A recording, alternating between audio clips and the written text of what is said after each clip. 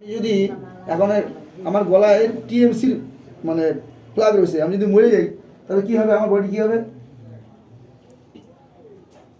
Normal body হবে না special body হবে?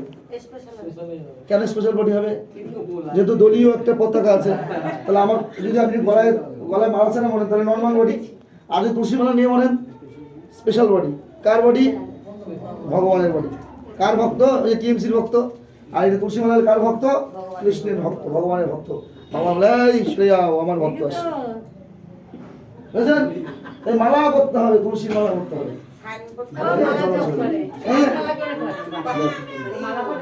মুসলমান প্রত্যেকটা মুসলমান যদি দাঁড়িয়ে রাখতে পারে, টুপি করতে পারে, 5 ওয়াক্ত নামাজ করতে পারে, আমরা কেন হরিনাম আর গলায় মালা করতে পারবো না? হ্যাঁ, কেন পারবো না?